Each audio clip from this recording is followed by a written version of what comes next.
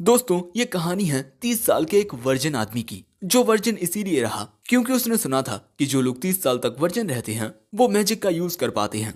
लेकिन 30 साल का होने के बाद भी वो मैजिक का यूज नहीं कर पाता और इसी गम में हार्ट अटैक से उसकी मौत हो जाती है। फिर वो एक अलग दुनिया में रीइंकारनेट होता है। लेकिन उसकी किस्मत तो देखो, इस दुनिया में भी मैजिक नहीं है। लेकिन वो हार नहीं मानता और कहीं ना कहीं से मैजिक के सुराग इस दूसरी दुनिया में ढूंढने लगता है। तो क्या वो कभी मैजिक का यूज कर पाएगा? चलिए जानते हैं। कहानी की शुरुआत में हमें एक अलग ही दुनिया का सीन दिखाया जाता है, जिसके बाद हम एक छोटी बच्ची को देखते हैं जो घोड़ा गाड़ी से अपने माता पिता को आते हुए देख बहुत खुश हो जाती है। ये दोनों आते ही पूछते हैं, मैरी, कहीं तुम्हें हमारे बिना अकेले डर तो नहीं लग रहा था? मैरी कहती है, नहीं, क्योंकि रोज मेरे साथ थी। जिसके बाद मैरी अपने छोटे भाई को देखती है। उसकी माँ ने कुछ वक्त पहले ही एक लड़के को जन्म दिया है। ये है मैरी का छोटा भाई शियोन। तभी शियोन मैरी को देख उसकी ओर अपने हाथ बढ़ाता है। यहाँ मैरी को शियोन बहुत ही प्यारा लगता है, इसीलिए वो उसे किस कर लेती है।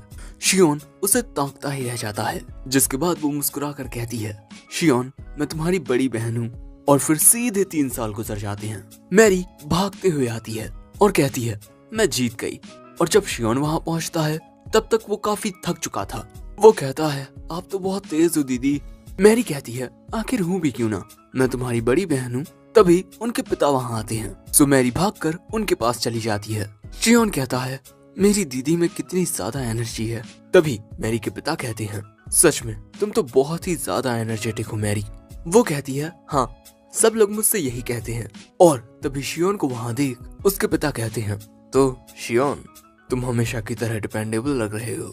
अपने पिता की ये बात सुन मैरी सोचती है कि हाँ, ये बात तो सच है कि शियोन बहुत ही ज्यादा डिपेंडेबल है। वो बिस्तर गीला नहीं करता, माँ की भी मदद करता है और कई बार मैंने उसे बड़ों की तरह परेशान होते हुए भी देखा है। और भले ही शियोन सबके सामने ऐसे ही मुस्कुराता रहता हो, लेकिन मैरी ने छुप छुप कर शियोन को अजीब से शब्दों का उच्चारण करते हुए देखा है, जैसे fire ball, ice storm, Thunderbolt. और जब मैरी उससे जाकर पूछती है कि वो क्या कर रहा था, तब वो कहता है, कुछ नहीं। प्रेजेंट में मैरी मन में कहती है, ये शियोन भी मुझसे बहुत सारी बातें छुपाता है।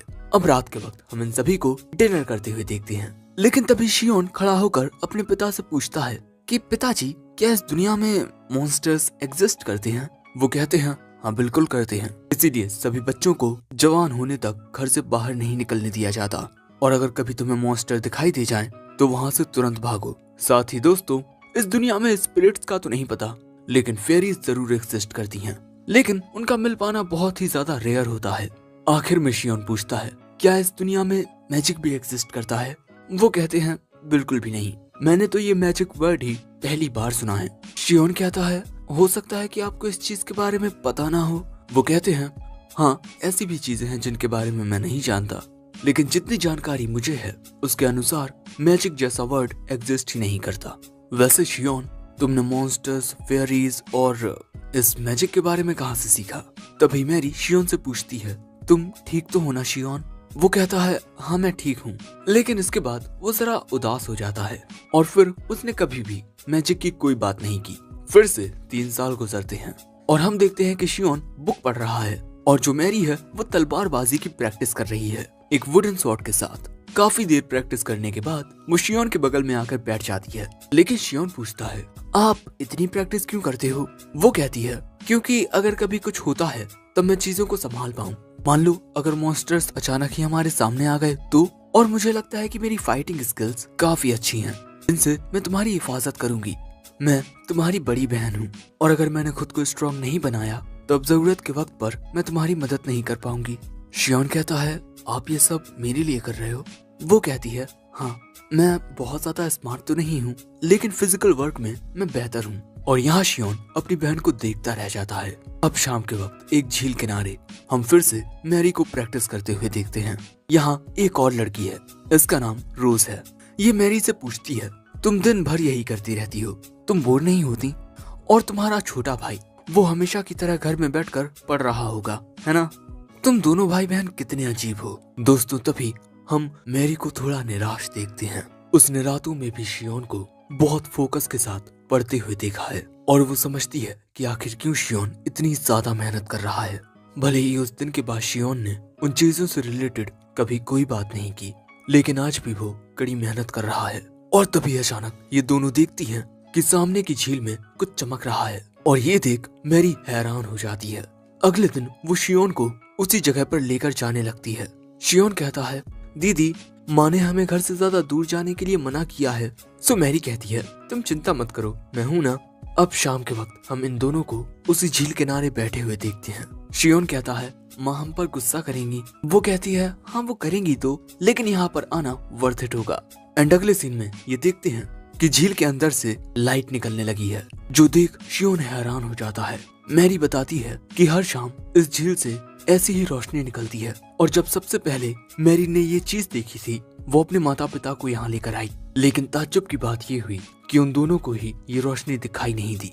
और इसी बात ने मुझे परेशान किया कि आखिर उन दोनों को ये दिखाई क्यों नहीं दे रही। लेकिन तुम भी इसे देख पा रहे हो, जिसका मतलब ये कुछ लोगों को दिखाई देती है और कुछ को नहीं।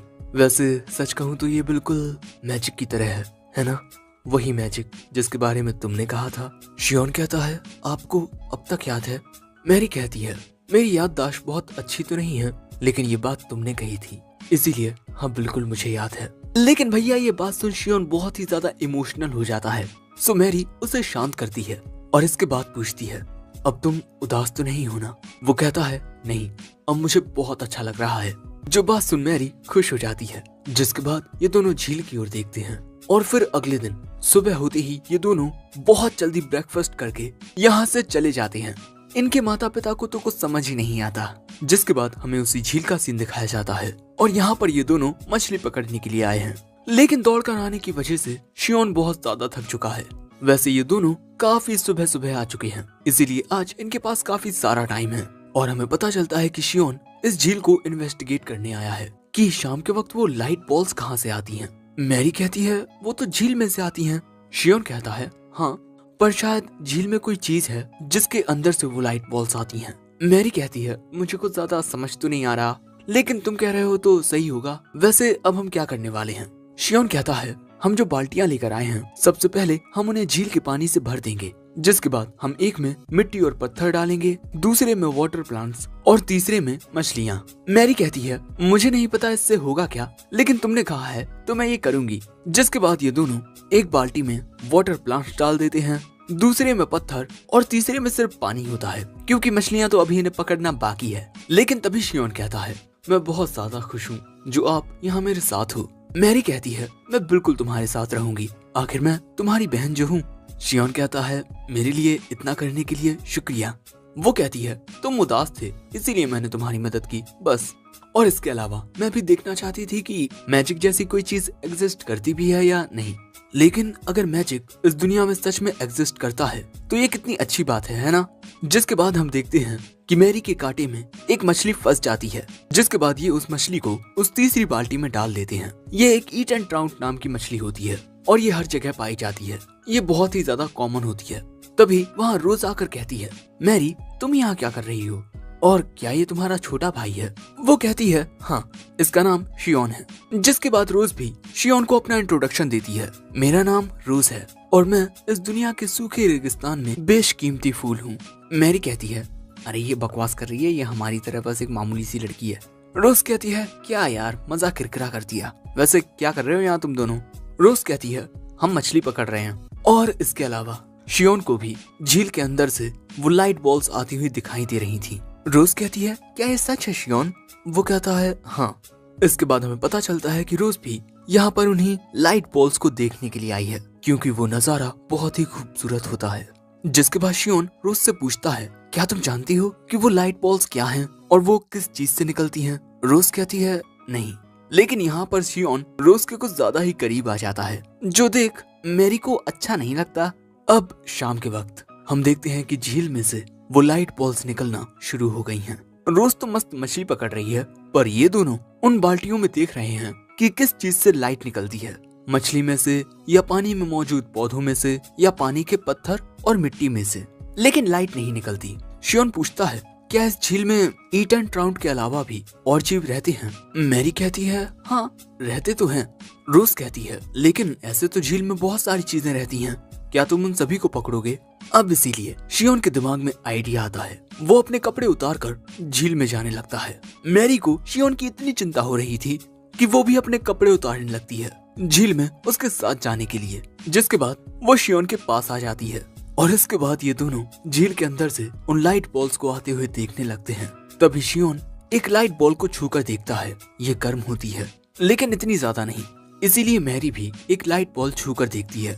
जिसके बाद शियोन पानी के अंदर देखने की कोशिश करता है लेकिन इसका कुछ फायदा नहीं होता क्योंकि पानी थोड़ा मैला होता है। लेकिन शियोन इतना तो समझ जाता है कि ये लाइट बॉल्स पानी के अंदर मौजूद किसी चीज में से आ रही हैं। लेकिन वो चीज कोई पौधा नहीं है बल्कि कोई लिविंग क्रिएचर है जो चलता फिरता रहता है, क्योंकि ये लाइट बॉल्स अलग अलग जगहों से निकल रही हैं, ना कि एक सीधी रेखा में। लेकिन हाँ, किसी को नहीं पता कि वो क्रिएचर क्या है।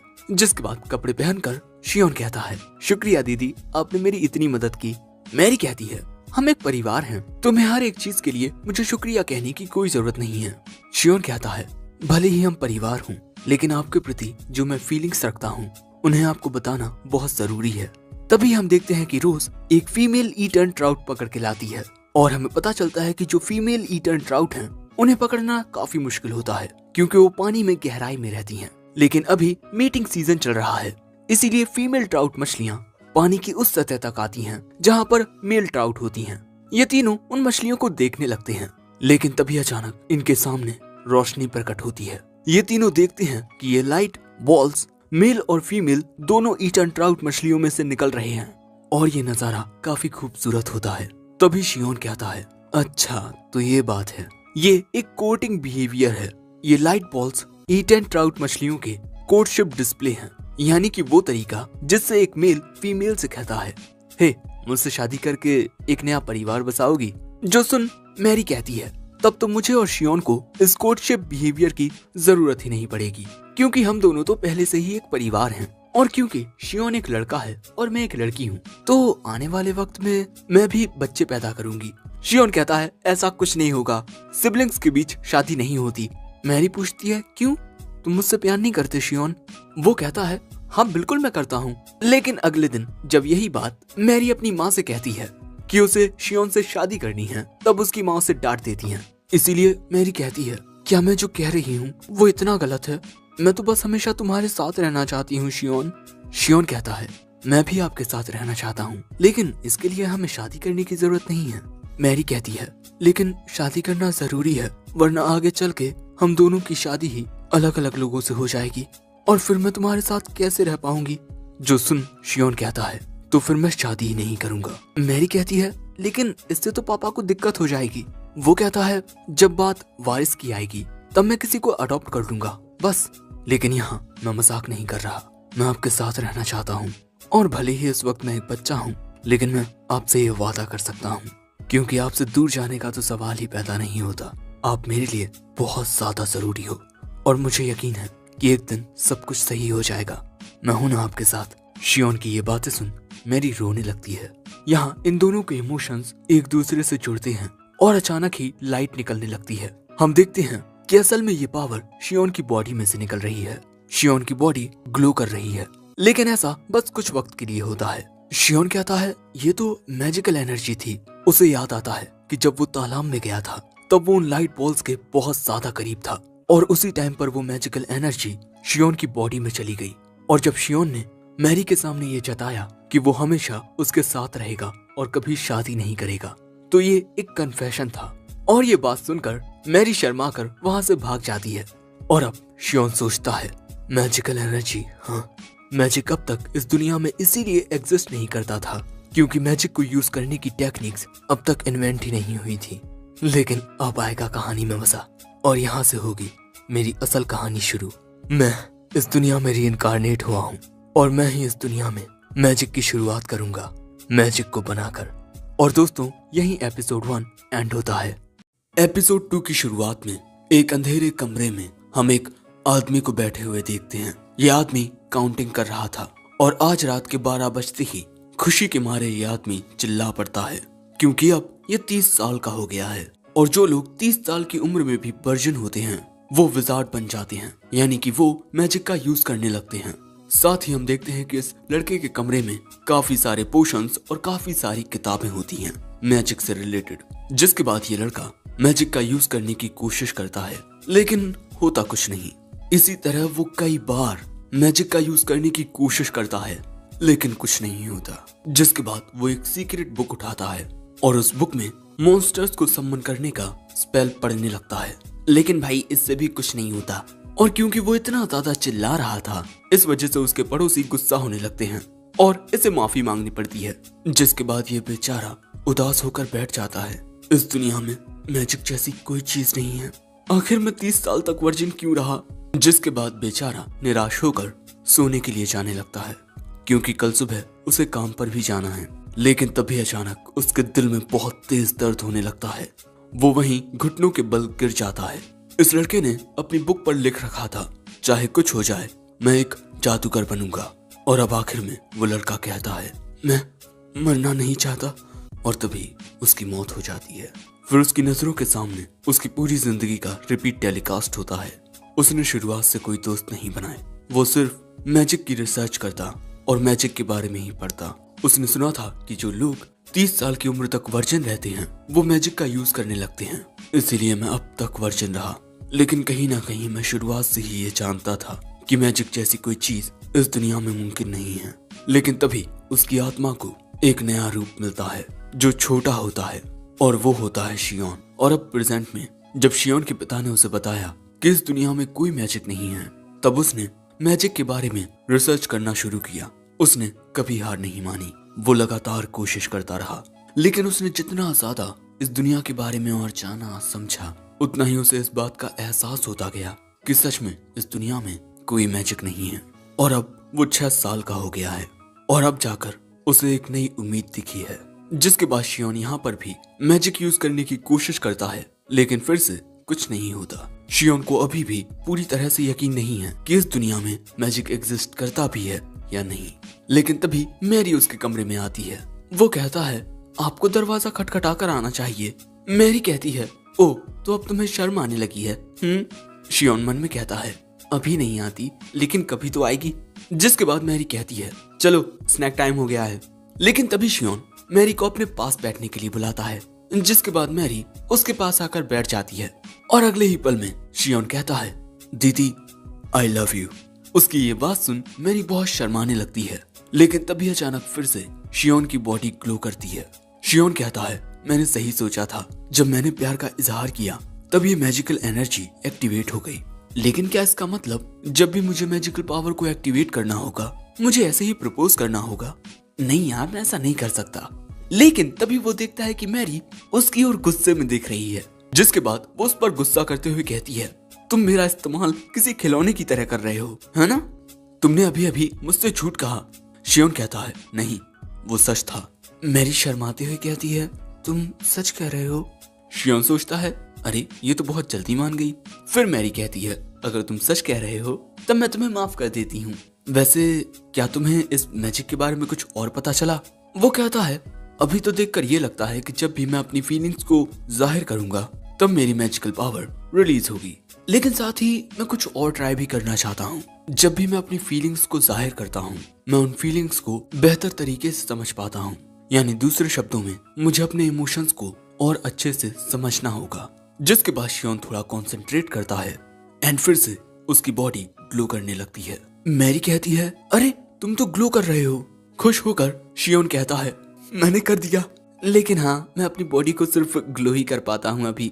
मैरी कहती है, तुम अपनी बॉडी को ग्लो कर सकते हो, ये तो बहुत अमेजिंग है। शियोन मन में कहता है, हाँ मेरी बॉडी ग्लो हुई, लेकिन अब मुझे और भी चीजें सीखनी होंगी ताकि मैं इस दुनिया में मैजिक को क्रिएट कर पाऊं। अब देखो भाई लोग, इस चीज को समझना बहुत आसान है।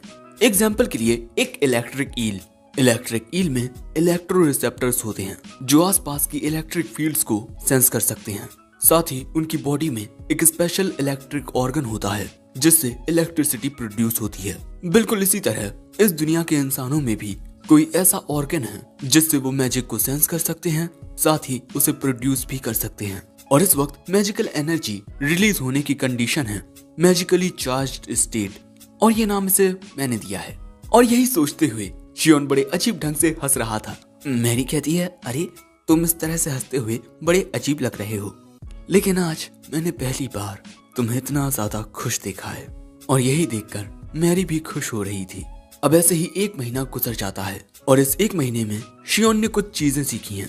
पहला, मैजिकली चार्ज स्टेट को अचीव करने के लिए एक सर्टेन लेवल के पावरफुल इमोशन की जरूरत होती है, लेकिन फिर दिक्कत आती है उस इमोशन को उसी पावरफुल लेवल में मेंटेन करने में। दूसरा, एक ही दिन में आप कितनी बार मैजिकली चार्ज स्टेट को अचीव कर सकते हो, ये भी लिमिटेड है, क्योंकि काफी ज्यादा मैजिकल पावर यूज करने के बाद आपकी बॉडी इतनी थक जाएगी कि आपसे उठा तक नहीं जाएगा। और तीसरा, अगर इस बार आपने अपनी पूरी मैजिकल पावर को एक साथ लिमिट तक पुश कर दिया तो अगली बार आपकी मैजिकल पावर यूज करने की कैपेसिटी थोड़ी और बढ़ जाएगी। एंड फोर्थ, बिल्कुल उन मैजिकल लाइट बॉल्स की तरह एक मैजिकली चार्ज्ड स्टेट को भी वो लोग नहीं देख सकते जिनमें मैजिकल एनर्जी यूज करने का पोटेंशियल नहीं होता, और जिन लोगों में इस मैजिकल एनर्जी को देखने का पोटेंशियल होता है वो इसकी गर्माहट भी महसूस कर सकते हैं। और पांचवा, जो शियोन के लिए सबसे बड़ी मुश्किल है कि वो मैजिक लाइट बॉल्स को नहीं बना सकता, और शायद ऐसा इस वजह से है कि एक पर्सन कितनी मैजिकल एनर्जी को प्रोड्यूस कर सकता है, उसकी एक लिमिट है, और शायद जितनी मैजिकल एनर्जी शियोन के पास है उससे वो अपनी बॉडी को सिर्फ ग्लो ही कर सकता है। 1 मिनट, इसका मतलब कि उसमें एक मछली से भी कम मैजिकल एनर्जी है। और यही सोचते हुए वो कहता है, यानी कि मैजिकल एनर्जी बिल्कुल किसी गेम के एमपी की तरह होगी, आप जितनी चाहे कोशिश कर लो आप एमपी नहीं बढ़ा सकते। इसका मतलब मेरा तो डेड एंड आ गया। अरे नहीं, इतनी दूर आने के बाद मैं हार नहीं मान सकता। उन ट्राउट मछलियों की बॉडी में से वो लाइट बॉल्स निकल रही थी, और तभी शियोन को एक आइडिया आता है। वो मैजिकली चार्ज स्टेट में आकर अपनी पूरी मैजिकल एनर्जी को अपने हाथ में लाने की कोशिश करता है, लेकिन अभी उसके लिए ऐसा कर पाना बहुत मुश्किल होता है। वो समझ चुका है कि अगर उसे मैजिक का यूज करना है तब उसे लॉजिक और इमोशन को मिक्स करना होगा। जिसके बाद वो एक और चीज ट्राई करता है। वो सोचता है कि अगर मैजिकल एनर्जी मेरे राइट हैंड में इकट्ठा हो गई तब वो कितना खुश होगा, और उसी इमोशन को फील करते हुए इस बार शियोन के राइट हैंड में काफी मैजिकल एनर्जी इकट्ठा हो जाती है, और थोड़ी ही देर में वो मैजिकल पावर एक लाइट बॉल बन जाती है। और ये देख शियोन बहुत ज्यादा खुश होता है, मेरा दायां हाथ चमक रहा है। और उसके बाद वो उस लाइट बॉल के साथ दीवार में मुक्का मारता है, लेकिन इससे बेचारे को चोट आ जाती है। मुझे लग रहा था कि मैं उस लाइट बॉल से अटैक कर पाऊंगा, लेकिन वो तो एक मामूली लाइट बॉल थी। लेकिन कोई बात नहीं, इस बार मैं एक लाइट बॉल बनाने में कामयाब हो गया। हाँ तो दोस्तों, मैजिकल एनर्जी को चार्ज्ड स्टेट में एक ही स्पेसिफिक जगह पर इकट्ठा करने की टेक्निक को कहते हैं गैदर्ड मैजिक। और अब शियोन कहता है, मैं इसी तरह प्रैक्टिस करता रहूंगा जब तक मैं बेहोश ना हो जाऊं। अगले सीन में हम देखते हैं कि शियोन के पिता इन तीनों को फाइटिंग ट्रेनिंग देने वाले हैं, लेकिन बेचारा शियोन तो काफी थका हुआ लगता है। और इस ट्रेनिंग में शियोन और रोज आज से ही शामिल हुए हैं। यहाँ शियोन के पिता कहते हैं, तुम सभी को फोकस के साथ ट्रेनिंग करनी होगी, क्योंकि ये लकड़ी की तलवार भी लोगों को मारने की ताकत रखती है। लेकिन तभी शियोन कहता है, मुझे लड़ाई झगड़ा पसंद नहीं, इसीलिए मैं तलवारबाजी नहीं सीखना चाहता। लेकिन उसके पिता कहते हैं, तलवारबाजी सीखना बहुत ज्यादा जरूरी है। भले ही तुम इंसानों से ना लड़ो, लेकिन टाउन के बाहर चारों ओर खतरनाक मॉन्स्टर्स फैले हुए हैं। रोज तलवारबाजी इसीलिए सीख रही है ताकि वो जरूरत के वक्त अपनी हिफाजत कर पाए। इसीलिए मैरी शियोन से कहती है, तुम्हें भी ये करना होगा। बेचारा शियोन, वो तो गैदरिंग मैजिक करना चाहता था। थोड़ी ही देर प्रैक्टिस करने के बाद शियोन काफी थक जाता है। उसके पिता कहते हैं, मुझे लगा नहीं था कि तुम तलवारबाजी में इतने बुरे होगे, और रोज तुम में काफी पोटेंशियल है। अगर तुम इसी तरह से ट्रेनिंग करती रही तो तुम एक माहिर तलवारबाज बन जाओगी।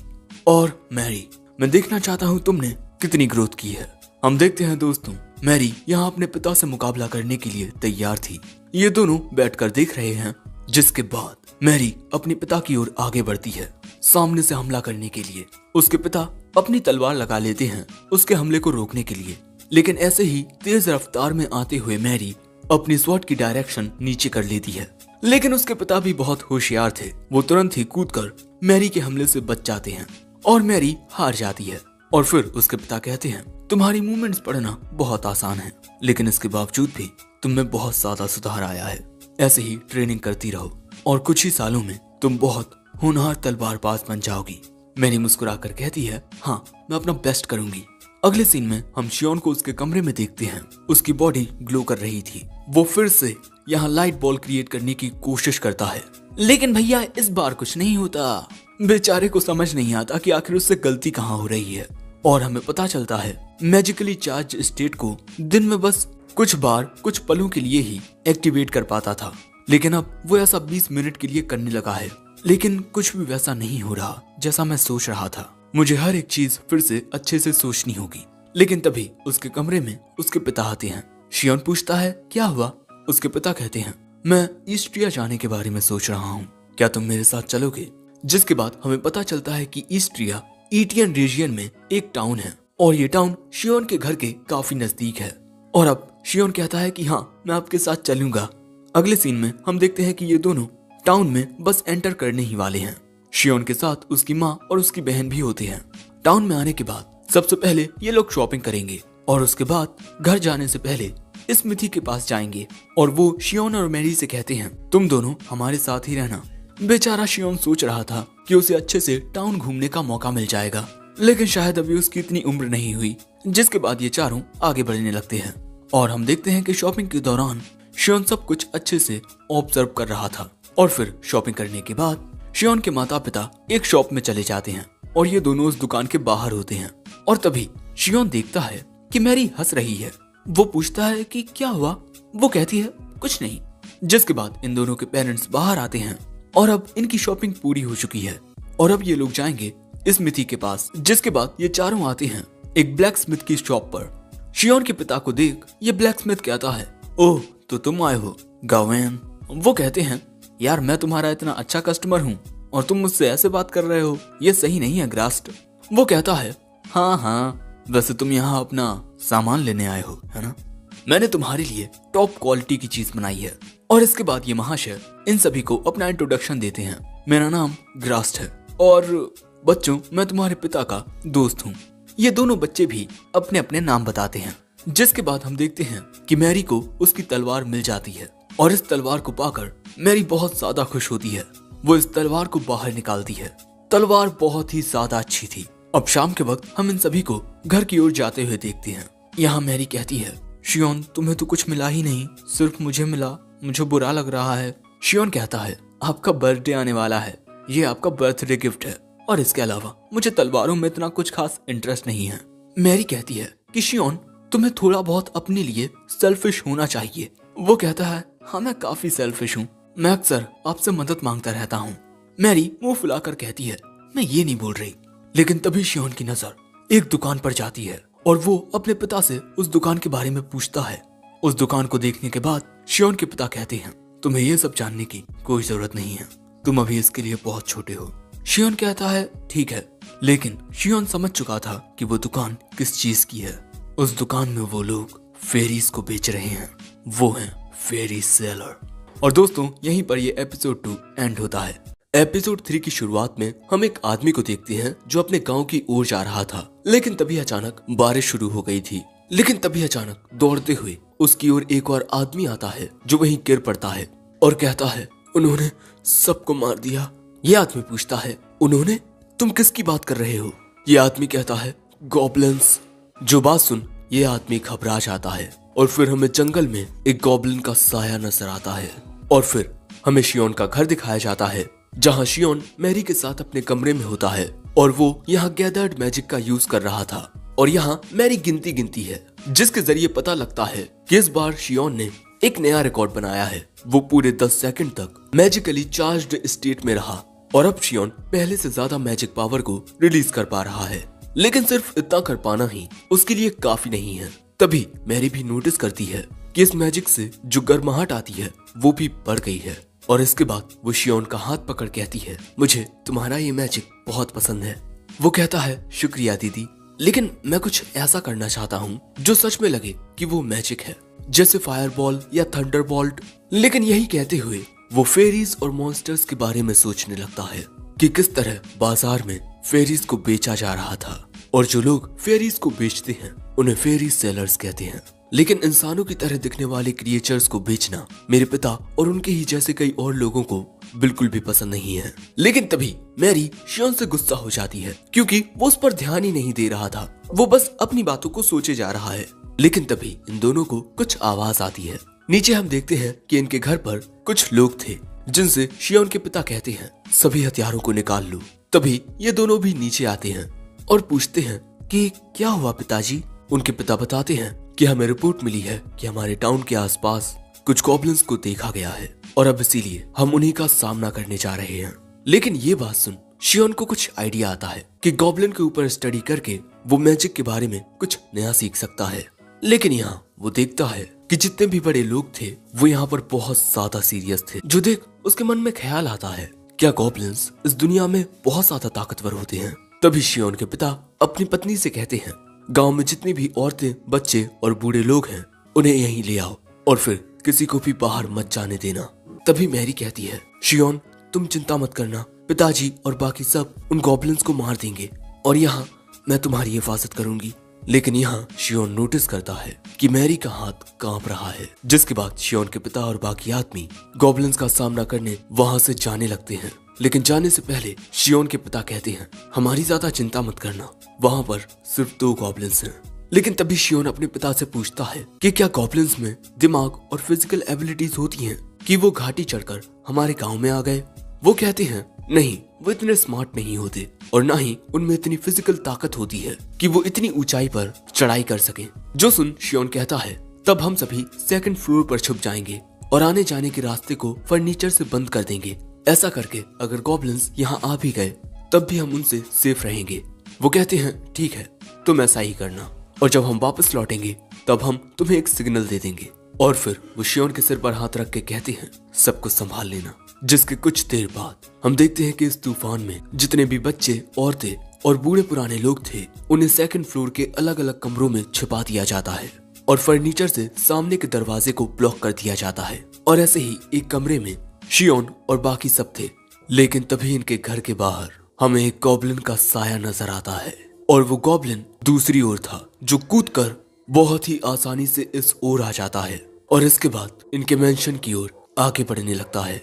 इस तूफानी रात में देखने पर लग रहा था जैसे ये गॉब्लिन बहुत ही ज्यादा खतरनाक है और ऐसे ही इनके घर की ओर आगे बढ़ता हुआ वो दरवाजे के पास पहुंचकर अपने नाखूनों से उसे कुरेदने लगता है, जो आवाज इन्हें सुनाई देती है। अब शियोन के पिता ने इनसे कहा था कि जब वो वापस आएंगे तब एक सिग्नल देंगे, लेकिन यहाँ इन्हें कोई सिग्नल नहीं मिला और इसी से ये समझ जाते हैं कि ये कोई और है। और अब दरवाजे को कुरेदने की आवाज बढ़ती जा रही थी, जो सुनकर ये लोग घबराना शुरू कर देते हैं। लेकिन कुछ देर बाद आवाज आना बंद हो जाती है। जैसे ही इन्हें लगता है कि वो गॉब्लिन शायद यहाँ से जा चुका है, तभी अचानक एक खिड़की तोड़ने की आवाज आती है, जो सुन शियोन भी घबरा जाता है। वो गॉब्लिन खिड़की तोड़कर अब मेंशन में घुस आया था और इसीलिए शियोन यहाँ पर सभी को बिल्कुल चुप रहने को कहता है। वो गॉब्लिन अब सीढ़ियां चढ़ के ऊपर आ रहा था। इन सब की घबराहट और भी बढ़ती जा रही थी, पर क्योंकि ये सभी बिल्कुल चुप थे इसीलिए इनके कमरे के सामने आकर भी वो गॉब्लिन यहाँ से गुजर जाता है। उसके यहाँ से जाने की आवाज सुन ये खुश हो जाते हैं, पर तभी अचानक बिजली कड़कती है, जिस आवाज को सुन ये माँ बेटी डरकर चिल्ला पड़ती हैं। और फिर क्या था, वो गॉब्लिन भी इस चिल्लाहट को सुन लेता है और फिर इनके दरवाजे के सामने आकर उसे भी कुरेदना शुरू कर देता है। और उसकी ताकत इतनी ज्यादा थी कि दरवाजा तोड़कर उसका एक हाथ निकल आता है। अब बिजली कड़क रही थी, ये सभी बहुत ज्यादा घबराए हुए थे और अगले ही पल में वो गॉब्लिन दरवाजा तोड़कर कमरे के अंदर आ चुका था। ये सभी उसे देखकर बहुत डर चुके थे, लेकिन डरने के बावजूद भी शियोन की माँ अपने बच्चों के लिए सामने आ जाती है। लेकिन वो गॉब्लिन उन्हें देखकर इस तरह हंसता है जिससे घबराकर वो वहीं गिर पड़ती हैं। शियोन भी देखता है कि ये गॉब्लिन हंस रहा है, यानी कि ये बहुत ही ज्यादा समझदार है और हम सबसे बहुत ज्यादा ताकतवर भी। लेकिन तभी मैरी हिम्मत दिखाकर अपनी तलवार बाहर निकाल लेती है अपने परिवार को बचाने के लिए। लेकिन तभी वो गॉब्लिन उसकी तलवार में एक हाथ मारता है, वो तलवार दीवार में जाकर धंस जाती है। मैरी डर के मारे घुटनों पर बैठ जाती है। वो गॉब्लिन उसकी ओर आगे बढ़ता है और जैसे ही वो उस पर हमला करता है, मैरी की माँ उसके सामने आकर उस हमले को अपने ऊपर ले लेती है, जिससे हम देखते हैं कि अब उनका बहुत सारा खून बहने लगता है। वो गॉब्लिन उनकी ओर आगे बढ़ने लगता है। शियोन कहता है अगर ऐसा ही चलता रहा तो वो दोनों मारी जाएंगी, वो मेरा परिवार है, मुझे उन्हें बचाना होगा। और यही सोचकर शियोन कूदकर उस गॉब्लिन का हाथ पकड़ लेता है। लेकिन जैसे ही वो उसका हाथ पकड़ता है, उसे उस गॉब्लिन में से मैजिकल एनर्जी महसूस होने लगती है और यही देख उसे एक आइडिया आता है। वो गैदर्ड मैजिक का यूज करके इस गॉब्लिन का हाथ पकड़ लेता है, जिससे हम देखते हैं कि मैजिकल पावर शियोन के हाथ में इकट्ठा होने लगती है। लेकिन ये चमकती हुई लाइट सिर्फ और सिर्फ मैरी और रोज को दिखाई दे रही थी। बाकी सबको सिर्फ ऐसा दिख रहा था कि शियोन नॉर्मली उस गॉब्लिन का हाथ पकड़े हुए है। और फिर हम देखते हैं कि शियोन के ऐसा करने से उस गॉब्लिन का हाथ चलने लगता है, जिससे डरकर वो गॉब्लिन शियोन को घुमाकर फेंक देता है। लेकिन अपना हाथ जलने से वो खुद भी दर्द के मारे वहीं तड़पने लगता है। और तभी शियोन फिर से खड़ा होकर उस गॉब्लिन की ओर जाता है। गैदर्ड मैजिक का यूज करते हुए वो उसका सिर भी पकड़ लेता है और ऐसा करने से अब उस गॉब्लिन का सिर चलने लगता है। शियोन अपना पूरा जोर लगाते हुए उस गॉब्लिन को दबाए रहता है और थोड़ी ही देर में वो गॉब्लिन मारा जाता है। शियोन को यकीन नहीं होता कि उसने एक गॉब्लिन को मार दिया और अब इसी वजह से वहां मौजूद ये माँ बेटी अब शियोन से भी डरने लगते हैं। मैरी और रोज भी ये देख बहुत हैरान थी। शियोन कहता है, तुम सब मुझे ऐसे क्यों देख रहे हो? लेकिन अगले ही पल में रोज शियोन का हाथ पकड़ कहती है, शियोन शुक्रिया, तुम्हारी वजह से हम सब बच गए। लेकिन यहाँ अब शियोन की माँ की हालत बिगड़ने लगती है और इसी वजह से जो मैरी है वो अपना आपा खोने लगती है। सो रोज और शियोन उसे शांत करने की कोशिश करने लगते हैं, जिसके बाद शियोन भी देखता है कि उसकी माँ का खून बहुत ज्यादा बह चुका है। उसे कुछ भी करके जल्द से जल्द इस बहते हुए खून को रोकना होगा। तभी वहाँ कुछ और औरतें आ जाती हैं, जिसके बाद हम देखते हैं कि शियोन उनकी मदद से अपनी माँ को बिस्तर पर लेटा देता है और फिर पूछता है, यहाँ मौजूद किसी को क्या दवाइयों की जानकारी है? लेकिन दोस्तों, ये बस एक छोटा सा गांव था। यहाँ कोई भी मेडिकल के बारे में कुछ नहीं जानता, इसलिए अब वो सोचता है कि वो क्या कर सकता है, ऑपरेशन। जिसके बाद वो कहता है, मुझे आप सबकी मदद चाहिए मेरी माँ को बचाने के लिए। मेरी माँ के कमरे में सिलाई के कुछ उपकरण हैं, उन्हें लेकर आइए, साथ ही थोड़ी शराब और कुछ साफ कपड़े। जिसके बाद वो औरतें सामान ढूंढने के लिए जाने लगती हैं। जिसके बाद हम देखते हैं कि ये माँ बेटी शियोन को शुक्रिया कहते हैं और यहाँ पर शियोन भी हार नहीं मानने वाला। जिसके बाद सारी चीजें रेडी हो जाती हैं। जिसके बाद शियोन इस औरत से इसका नाम पूछता है। इसका नाम लिया है और ये सिलाई में बहुत अच्छी है। जिसके बाद शियोन एक चाकू से अपनी माँ के कपड़े फाड़ता है। शियोन देखता है कि ये जख्म इतना गहरा नहीं है जितना उसने सोचा था, लेकिन कहीं उस गॉब्लिन के नाखूनों में जहर ना हो। जिसके बाद शियोन लिया से इन जख्मों को सिलने को कहता है। लेकिन ये बात सुन लिया घबरा जाती है, क्योंकि अब तक इस दुनिया में जख्मों को सिलने का तरीका शायद से ढूंढा नहीं गया है। सो शियोन समझाता है कि अगर हम इन जख्मों को सिल देंगे तो इनसे खून बहना बंद हो जाएगा और मिस लिया, मेरी माँ के जख्मों को सिलकर ही उनकी जान को बचाया जा सकता है, वरना ज्यादा खून बहने से उनकी मौत हो जाएगी। अब पहले तो लिया बहुत घबरा रही थी, क्योंकि वो नहीं चाहती थी कि वो शियोन की माँ यानी कि अपनी मालकिन को सुई के जरिए और जख्म दे। लेकिन फिर वो शियोन की बातों पर यकीन करती है। जिसके बाद हम देखते हैं कि रोज उन जख्मों को साफ करती है। जिसके बाद हम देखते हैं कि लिया एक कांटे की मदद से जख्मों को सिलती है और अब कुछ देर बाद शियोन के आइडिया से उसकी माँ बच जाती है। लेकिन वो अभी भी बेहोश थी। लेकिन यहाँ शियोन को यकीन होता है कि अब वो जल्द ही ठीक हो जाएंगी। लेकिन तभी हम देखते हैं कि मैरी रोते हुए शियोन को पकड़ लेती है। शियोन अपनी बहन को समझाता है कि आप चिंता मत कीजिए, सब कुछ ठीक हो जाएगा। तभी इन्हें बाकी के मर्दों के आने की आवाज आती है। वो यहाँ आ चुके हैं और फिर हमें पता चलता है कि शियोन के पिता के साथ जो लोग गए थे उन्होंने साथ में मिलकर गॉब्लिन की गुफा को ढूंढ लिया और फिर वहाँ मौजूद 2 गॉब्लिन्स को हरा दिया। लेकिन वहाँ मिले सबूतों को देखकर वो समझ गए कि वहाँ सिर्फ 2 गॉब्लिन्स नहीं थे, इसीलिए वो जल्द से जल्द गांव वापस आए। गॉब्लिन से लड़ते हुए कुछ आदमी घायल हुए, लेकिन किसी की भी जान नहीं गई और फिर ऐसे ही सब कुछ फिर से सही हो गया। और फिर हम देखते हैं कि एक डॉक्टर शियोन की माँ का इलाज करने आता है और कहता है कि इन जख्मों को सिलने की वजह से ही ये बच पाई हैं। क्या उस टाइम पर यहाँ पर कोई मेडिकल एक्सपर्ट था? लेकिन ये बता नहीं पाते कि ये काम शियोन का था। वो डॉक्टर भी इनसे ज्यादा कुछ नहीं पूछता और ये सलाह देता है कि इन मोहतरमा को ज्यादा से ज्यादा आराम करना चाहिए। और अब वो होश में भी आ चुकी हैं। मैरी यहाँ अपनी माँ से कहती है, मुझे माफ कर दीजिए, मेरी वजह से आपको चोट आ गई। लेकिन उसका हाथ थाम मोहतरमा कहती हैं, इसमें तुम्हारी गलती नहीं थी मैरी, तुमने सबको बचाने के लिए सामने आकर बहादुरी दिखाई, मुझे तुम पर गर्व है। ये बात सुन मैरी इमोशनल हो जाती है अगले सीन में हम देखते हैं कि शियोन के पिता उससे कहते हैं, मुझे गाँव वालों से पता चला कि यहाँ पर क्या हुआ और ये भी कि तुमने किस तरह अपनी माँ का इलाज किया। मैं जानना चाहता हूँ कि तुमने इतना सब कुछ कर कैसे लिया, तुम्हारे पास इतनी मेडिकल नॉलेज कहाँ से आई। लेकिन यहाँ पर शियोन अपनी फैमिली को नहीं बता सकता कि वो अपनी पिछली जिंदगी में एक 30 साल का मर्द था। इसीलिए वो कहता है, मैं नहीं जानता कैसे, पर मुझे ये सब कुछ पता था। जो सुन उसके पिता पूछते हैं, तो फिर मुझे ये बताओ कि तुमने उस गॉब्लिन को कैसे हराया, उस पर वो चलने के निशान थे, क्या तुमने मैजिक का यूज किया। शियोन हैरान होकर पूछता है, आपको कैसे पता चला। वो कहते हैं, तुम अपनी उम्र के किसी भी बच्चे से बहुत ज्यादा लॉजिकल हो, पर कई बार तुम ऐसी बातें कहते हो जो समझ नहीं आती। तभी मैरी कहती है, पापा शियोन बहुत अमेजिंग है, वो अपनी जी जान लगाकर मैजिक की रिसर्च कर रहा है। उसके पिता ये जान हैरान होते हैं कि शियोन कुछ ऐसा कर रहा है। देखो शियोन, मैं तुम्हें सख्त हिदायत देता हूँ कि तुम इस बारे में किसी भी आउटसाइडर को ना बताओ, साथ ही तुम मैजिक जैसी खतरनाक चीज के बारे में रिसर्च करना भी बंद कर दो। मैरी कहती है, नहीं वो ऐसा नहीं करेगा, वो शुरुआत से इसके लिए बहुत मेहनत करता आ रहा है, लेकिन वो कहते हैं कि ये बहुत ज्यादा खतरनाक है और इसीलिए मैं इसको इस तरह ये सब नहीं करने दे सकता। लेकिन शियोन कहता है, मैं अपनी ये रिसर्च जारी रखूंगा। मैं समझता हूँ पिताजी कि आपको मेरी बहुत चिंता हो रही है, लेकिन अगर मैंने अपनी रिसर्च को छोड़ दिया तब शायद मैं अपने जीने के उद्देश्य को छोड़ दूं। आपके लिए भले से ही ये एक खतरनाक ताकत हो, लेकिन मेरे लिए ये मेरा सपना है, और अगर कभी भी मेरी वजह से किसी को भी कोई भी दिक्कत आती है तब आप मुझे इस घर से निकाल दीजिएगा। अब ये सुन शियोन के पिता समझ जाते हैं कि चाहे कुछ हो जाए शियोन अपनी रिसर्च जारी रखेगा। वो कहते हैं, अगर तुम इसी तरह ये करते रहे तो आगे चल के तुम्हें कोई नहीं अपनाएगा, तुम जिंदगी में अकेले रह जाओगे। क्या तुम्हें ये मंजूर है। वो कहता है, हाँ मुझे मंजूर है।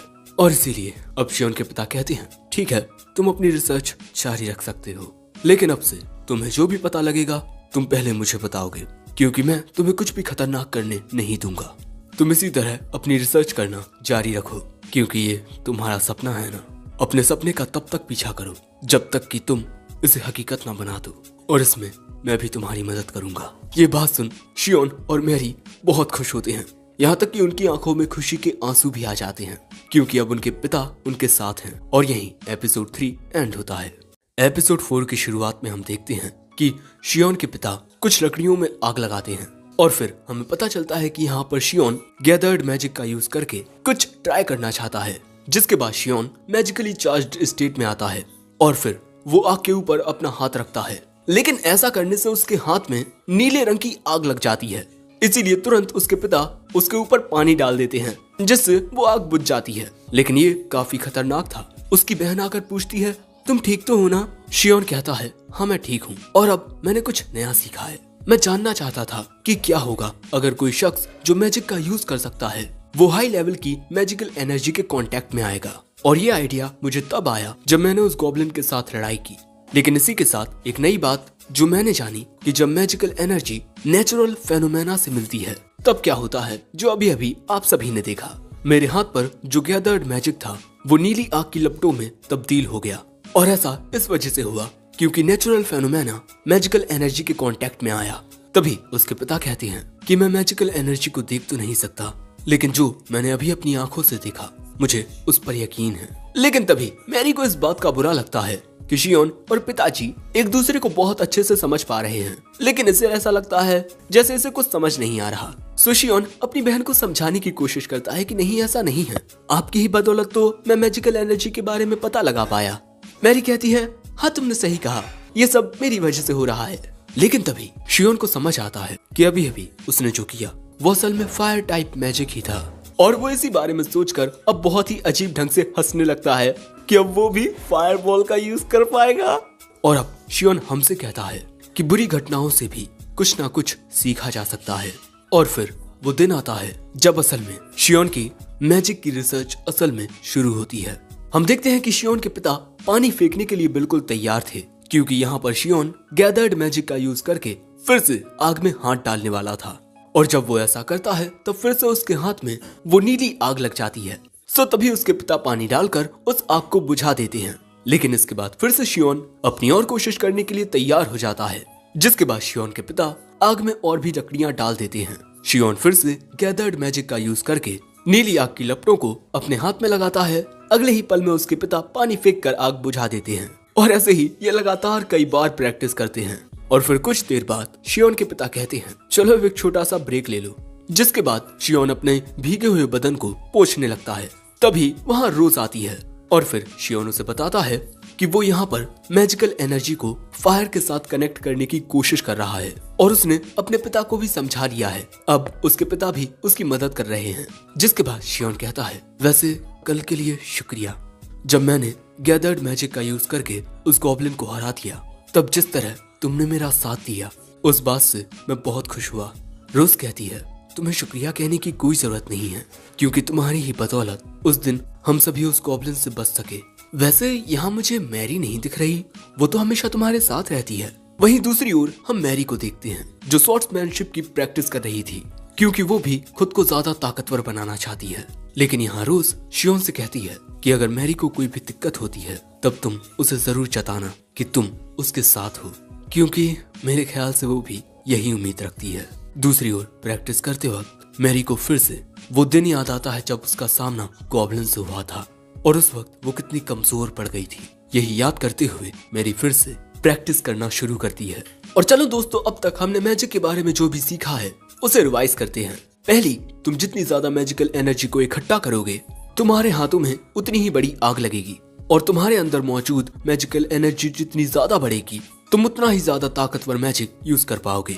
दूसरी, शियोन ने आग के अलावा भी दूसरी गर्म चीजों पर गैदर्ड मैजिक के जरिए कनेक्ट होने की कोशिश की है और हर बार टेम्परेचर ज्यादा होने पर उसके हाथ में आग लगी है। तीसरा, जब शियोन मैजिकली चार्ज स्टेट में आग को छूता है तब उस टाइम पर उसके हाथ में नॉर्मल आग ही लगती है। और चौथी बात कि अगर तुम अपने हाथ में दस्ताना भी पहन लेते हो तब भी गैदर्ड मैजिक से तुम्हारे हाथ में आग लग जाएगी और तुम्हारा दस्ताना जल जाएगा। और फिर हम देखते हैं कि काफी सारी कोशिशें करने के बाद भी अब तक शियोन आग पर सही से काबू नहीं पा पाया है। इसीलिए शियोन कहता है कि काश वो भी ट्राउट मछलियों की तरह अपने हाथों से लाइट बॉल्स को निकाल पाता। लेकिन तभी मैरी कहती है कि मैं ये कर सकती हूँ और वो ऐसा करके भी दिखाती है, जो देख शियोन के होश उड़ जाते हैं। दोस्तों, मैरी ने शियोन से सीखा कि मैजिक का यूज कैसे करते हैं और उसके ट्राई करने पर वो भी मैजिक का यूज करने लगी। और भाई, सिर्फ मैरी ही नहीं, रोज भी ऐसा कर लेती है। लेकिन शियोन ने कभी पूछा नहीं तो उसने कभी बताया नहीं। जिसके बाद ये दोनों शियोन को सिखाती हैं कि वो किस तरह अपने हाथों से लाइट बॉल निकाल सकता है, या हम इसे मैजिक बॉल भी कह सकते हैं। और तभी शियोन को आइडिया आता है कि जिस तरह पानी से बूंदें गिरती हैं उसे उसी तरह अपने हाथों से मैजिकल एनर्जी को रिलीज करना होगा। जिसके बाद वो ऐसा करने में कामयाब हो जाता है। शियोन के पिता यहाँ सब कुछ देख रहे थे लेकिन उन्हें कुछ समझ नहीं आ रहा था और फिर शियोन फिर से प्रैक्टिस करने के लिए तैयार हो जाता है। लेकिन इस बार वो आग नहीं जलवाता, वो इस बार एक फायर स्ट्राइकर की मदद से उसमें गैदर्ड मैजिक करता है और फिर जैसे ही वो उसे क्लिक करता है अचानक ही एक फायर मैजिक बॉल क्रिएट हो जाती है जो आसमान में जाकर गायब हो जाती है। और इस बार ये चीज शियोन के पिता भी अपनी आंखों से देख पाए थे। यहाँ मैरी और रोज दोनों शियोन के इस नए आइडिया की तारीफ करती हैं और यहाँ शियोन कहता है कि आखिरकार मैंने कर दिखाया, जिस मैजिक को यूज करने का सपना मैं कई सालों से देखता आया, आखिरकार अब मैं उसका यूज कर सकता हूँ। और इसी बात से खुश होकर वो एक बहुत ही अजीब सा चेहरा बनाता है। शियोन के पिता देखते हैं कि शियोन फिर से वही अजीब सा चेहरा बना रहा है। जिसके बाद हमें पता चलता है कि शियोन ने अपने इस नए पार्टिकुलर स्पेल का नाम फ्लेयर रखा है और शियोन अभी भी इसकी सिर्फ प्रैक्टिस ही कर रहा है, इसलिए वो इसे एक हमले के रूप में यूज नहीं कर सकता। और दोस्तों, ऐसे ही 1 महीना गुजर जाता है और अब फलों के उगने का मौसम आ गया है।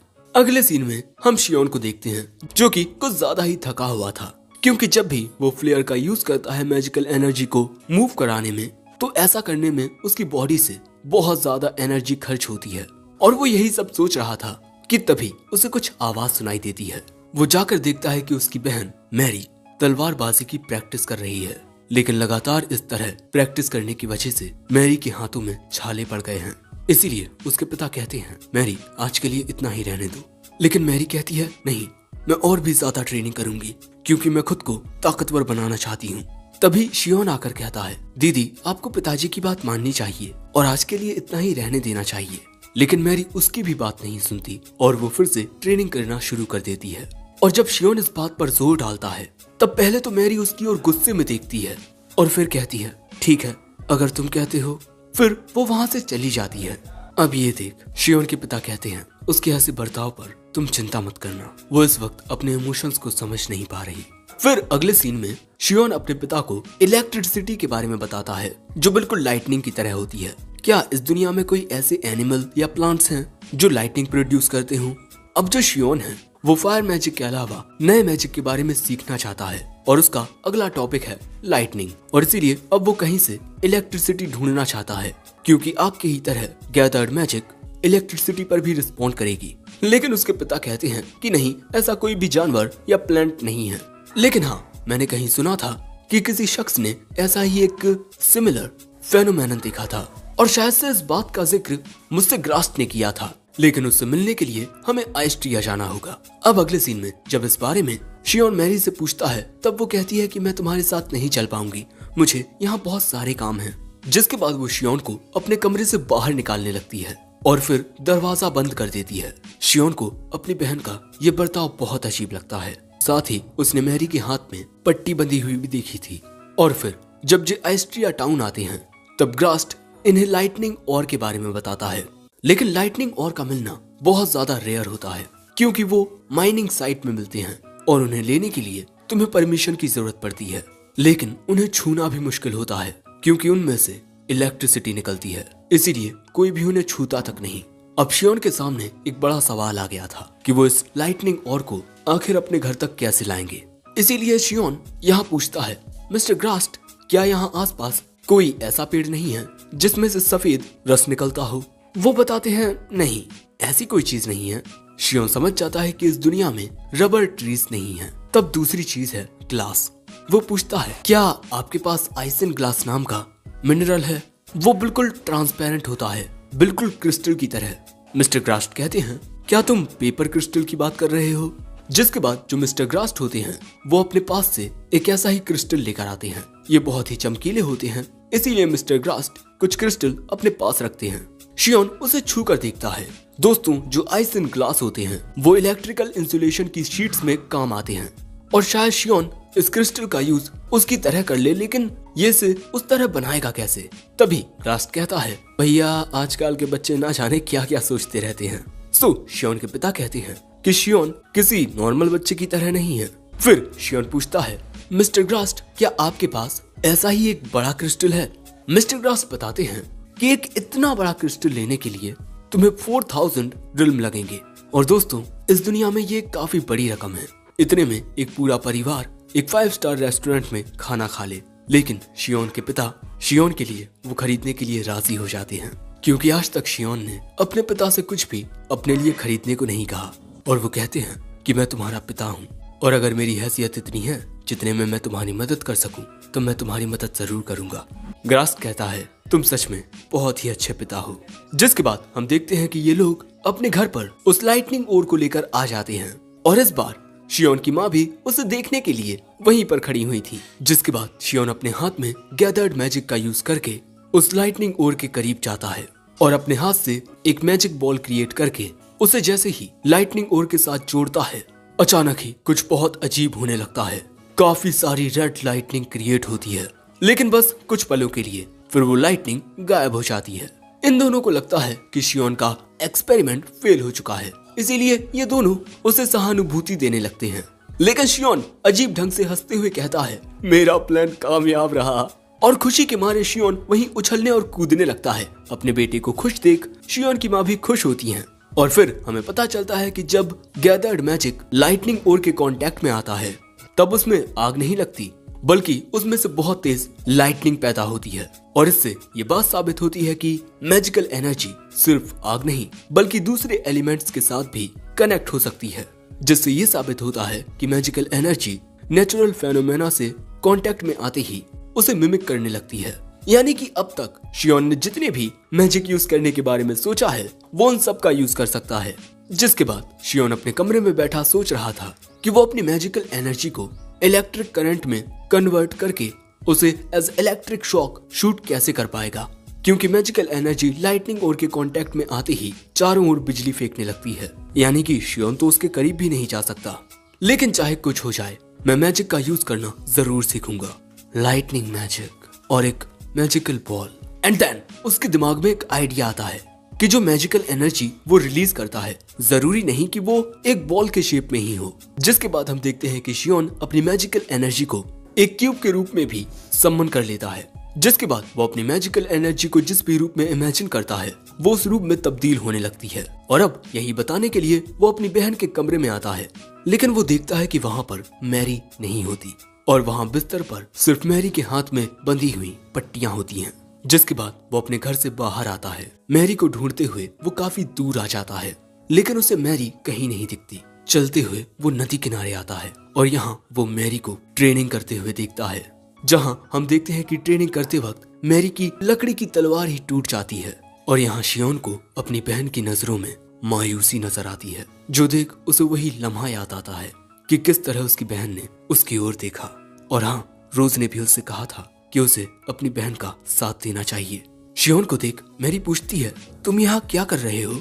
लेकिन शियोन कहता है, जब भी मैं मैजिक यूज करने की कोशिश करता आप मुझे चीयर करती, लेकिन जब आपने कुछ करने की कोशिश की मैंने आपका साथ नहीं दिया, मुझे माफ कर दीजिए।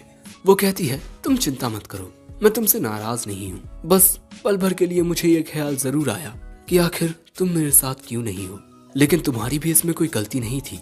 मुझे बस जलन हो रही थी। मैं तुम्हारी बड़ी बहन हूँ, हमेशा मुझे तुम्हारी हिफाजत करनी चाहिए और इसीलिए मैंने तलवारबाजी की इतनी ज्यादा ट्रेनिंग की, लेकिन जब जरूरत थी तब मैं कुछ नहीं कर पाई। घबराहट के मारे मैं हिल तक नहीं पाई और अगर उस वक्त तुमने हमें ना बचाया होता तो मैं और माँ मारे जाते। और इस वजह से मुझे खुद पर गुस्सा आने लगा कि आखिर क्यों मैं उस वक्त कुछ नहीं कर पाई। शियोन कहता है, तब क्या आप अब मुझसे नफरत करती हैं? वो कहती है, तुम मेरे छोटे भाई हो, मैं तुमसे कभी नफरत नहीं कर सकती। मैं तुमसे बहुत प्यार करती हूँ। मुझे बस जलन इस बात से हो रही है कि मेरे कमजोर होने की वजह से तुम्हें ताकतवर बनना पड़ रहा है और इसीलिए अब मैं वो हर एक मुमकिन कोशिश कर रही हूँ जिससे मैं खुद को ताकतवर बना पाऊँ। लेकिन जब भी तुम्हारा चेहरा मेरे सामने आता है मुझे वही दिन याद आता है। मैं क्या करूँ, मुझे कुछ समझ नहीं आ रहा। लेकिन अगले ही पल में शियोन मैरी को जाकर गले लगा लेता है और कहता है, मुझे माफ कर दीजिए, मैं आपको समझ नहीं सका। मैरी रोते हुए कहती है, माफी तो मुझे मांगनी चाहिए जो मैंने तुम्हारे साथ वैसा बर्ताव किया। शियोन कहता है, आप चिंता मत कीजिए, अगर आपके दिल में कोई भी दर्द है तो आप वो मुझे बताइए, मैं आपका दर्द आपसे छीन लूंगा।